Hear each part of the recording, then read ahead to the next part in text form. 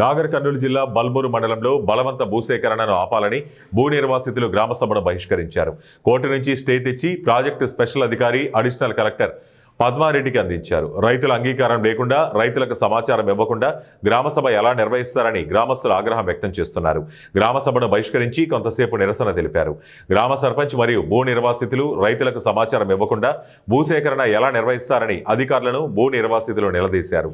Court ఆర్డర్ను బేఖాతరు చేస్తూ reservoir పనులు చేపట్టిన వారిపై శాఖాపరమైన చర్యలు తీసుకోవాలని గ్రామస్తులు డిమాండ్ చేశారు.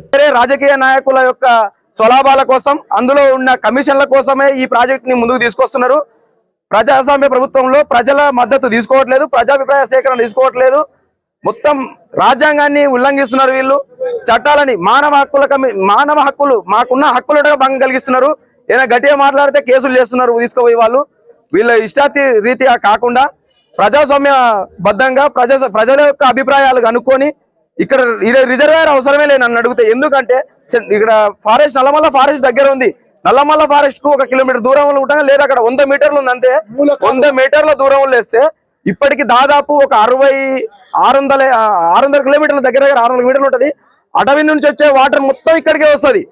ఈ నీళ్లు ఇక్కడ నుంచి పోయి సాగర్ లో కలుస్తాయి. ఇక్కడ నాగూర్ల దుబ్బాని ఉంటది. ఆ అడవిలో ఉన్న నల్లమల్ల ఫారెస్ట్ లో పడ్డ వర్షం నీళ్ళు మొత్తం ఇక్కడికే వస్తాయి. ఈ ఊర్ల మీద నుంచి వాళ్ళకి పోయి మూలకాల పడొచ్చి ఈ చెరువులు ఇప్పటికి ఉండగా చెరువులలో మీరు చూడండి కొంతవరకు కూడా నీరు తగ్గలేదు.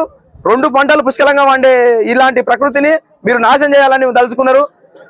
మా విన్నపం ఏంటంటే, మీరు కోస్గి కొడంగల్లో నిర్వహిస్తున్నట్టు గొలుసు కట్టు ప్రాజెక్టులు వేసుకోండి. గొలుసు కట్టు ప్రాజెక్టు హాఫ్ టీఎంసీ వాటర్ అంటే పెద్ద ఎంత అనుకుంటున్నారు? నోటిఫికేషన్ పై రైతుల యొక్క అభిప్రాయాలను, సూచనలు తెలుసుకోవడానికి గాను గ్రామ పంచాయతీ బల్మూరు నందు ఇటు గ్రామ సభ నిర్వహించడం జరిగింది. మరి ఆల్రెడీ మనం నిన్న మొన్న కలిపి రైతులకు అందరికీ మా ఆర్ఐ గారి ద్వారా, జీపీ గారి ద్వారా ఇట్లా గ్రామ సభ కోసం ఇన్ఫార్మ్ చేయడం జరిగినది. అందరికీ చెప్పినాము, ఫోన్ ద్వారా, సెల్ ద్వారా తెలిపినాము. రైతులు కూడా ఇటు గ్రామ సభకు హాజరయ్యి వాళ్ళ అభిప్రాయాలను వెలుబుచ్చినారు. కానీ కొంతమంది అసలు ఇలాంటి భూమి పోనులు కూడా మాకు ఈ ప్రాజెక్టు వద్దు అనేది వాయిస్ పెంచడం జరిగింది. వాళ్ళని పక్కకు జరిపి మేము గ్రామ సభను నిర్వహించి రైతుల యొక్క అభిప్రాయాలు తీసుకున్నాము. అటు అభిప్రాయాలను మా పై అధికారులకి మేము మినిట్స్ రూపంలో పంపిస్తాము.